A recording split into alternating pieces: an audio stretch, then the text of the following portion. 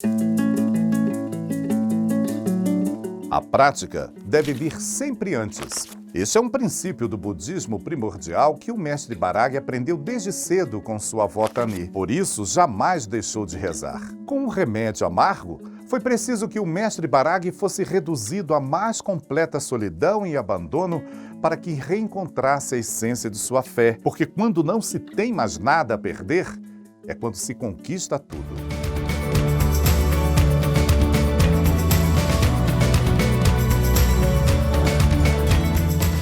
A proposta de trabalho como tradutor era perfeita para o mestre Baraghi. Só havia um problema. Ele precisava se apresentar para a vaga na fazenda Chantebleu, mas não tinha dinheiro nem para passagem. Conta a história que quem lhe emprestou o dinheiro foi um homem chamado Yoshida Kyugo, que o mestre Baraghi encontrou por acaso, enquanto caminhava pelo centro de São Paulo. Yoshida Kyugo era um imigrante japonês que tinha trabalhado ao lado do mestre Baraghi numa das fazendas de registro e, quando ouviu sobre a situação do mestre Baraghi, lhe emprestou imediatamente o dinheiro que precisava para a passagem de trem até a fazenda Chantebleu, com a condição de que o mestre Baraghi lhe devolvesse a quantia somente se quisesse. O mestre Baraghi, então, conseguiu chegar à fazenda Chantebleu, mas estava 15 dias atrasado, por isso perdeu a vaga de tradutor. Ele contou sua história ao administrador da fazenda e, porque era importante que ele ficasse ali, pediu por um emprego, qualquer que fosse. Sensibilizado,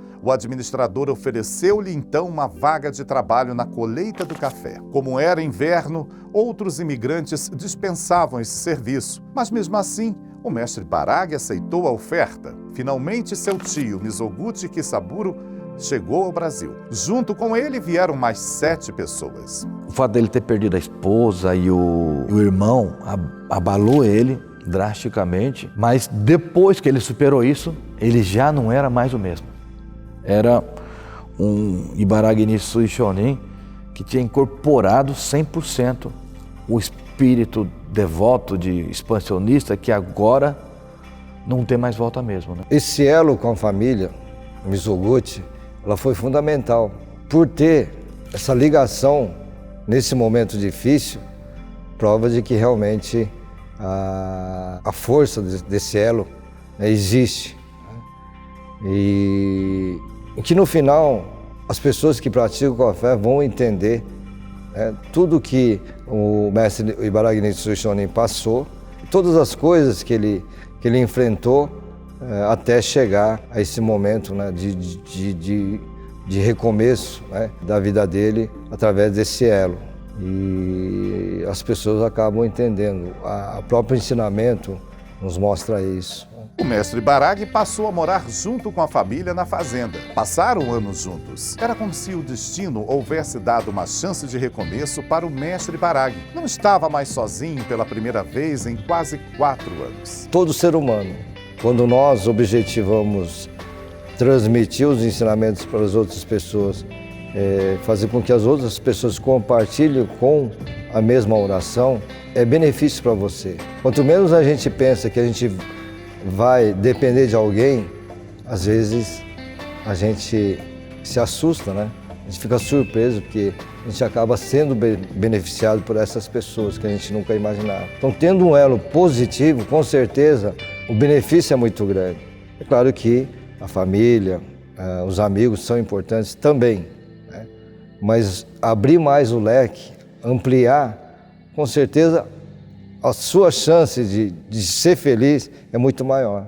Mas a década de 1930 chegou com uma notícia devastadora. O mestre Baraghi recebeu de Nisatsu uma carta informando que Tio havia falecido em Toyama. Uma morte precoce causada por uma pneumonia. Ela tinha apenas 50 anos. Uma cerimônia solene foi organizada por Nisatsu no templo Seiyoji, dado o reconhecimento que Tio e sua história trágica tinham na comunidade de fiéis no Japão. Depois que eu fui descobrir ainda onde ela foi na casa do Kadimoto Nisatsu. Ela saiu do Brasil, voltou para Kyoto e foi se hospedar na casa do Kadimoto Nisatsu, em Kyoto. Quem contou isso para mim foi o filho do Kadimoto Nisatsu, que faleceu há 1 ano atrás. Ele disse para mim que ela ficou um bom tempo na casa deles e conversava com ele quando era criança ainda e ficava costurando o dia inteiro. Aí depois disso ela voltou para a terra natal dela em Toyama, ficou com a família, onde ela veio a falecer. E o mais difícil para poder montar todo o cenário, né, reconhecer todos os personagens, só consegui montar uma história, né, sentir a história quando eu encontrei o cemitério dela em Toyama. Enquanto eu não encontrasse a sepultura dela, eu não poderia começar a escrever o livro. Porque é uma heroína, né? Uma das personagens principais dessa história, que até então, até pouco tempo atrás, uma década atrás, ninguém sabia onde ela sequer se encontrava sepultada. Então foi uma emoção muito grande, ainda eu consegui encontrar com alguns familiares que atestaram isso e deu para sentir realmente o que, né, aconteceu na história. Ainda depois, isso não está escrito no livro, né? Uma caravana que nós fizemos alguns anos atrás ao Japão, porque o casal se desencontrou, né? Para nunca mais se encontrarem.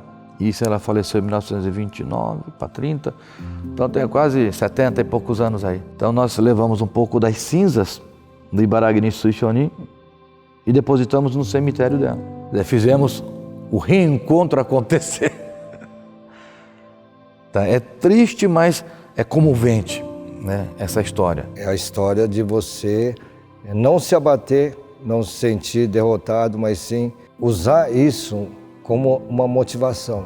Isso todos nós budistas temos que saber fazer. Ao mestre Ibaraki, que sequer pôde se despedir da esposa, coube a reflexão. A miséria, a desilusão e a culpa que o atormentavam o fizeram perceber que, na realidade, todos aqueles infortúnios não eram em vão. Faziam parte da causa primordial de sua vida. Era chegada a hora de expandir o budismo primordial como nunca. É triste, sabe? É doloroso. Mas desperta. Ou isso acontece pela força do destino, forçosamente, né? Às vezes é um acidente, alguma coisa, mas quem passou por isso sofre. Só tem dois caminhos a seguir: ou sucumbir ou renascer. No caso do Ibaraki Nisui Shonin, naturalmente, isso já era previsto, ele renasceu. Né? O próprio Buda, né? Para seguir o caminho da iluminação, ele abandonou o trono, era um príncipe, deixou um reinado inteiro para poder seguir o caminho da iluminação. Então, o Ibaraki Nisui Shonin, ele não fez essa opção, mas perdeu tudo. E quando se perde tudo, você pode usar todas as suas forças para um só objetivo. Você não tem que gastar energia, distribuir energia para manter mais nada. Só um sonho. E foi isso que aconteceu com ele. E esse sonho que ele passou a visualizar 100%, na verdade era o mesmo sonho da Tio, do Shintaro, né?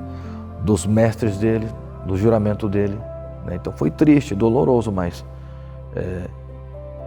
fundamentou, né, o que ele precisaria viver para o resto da vida dele.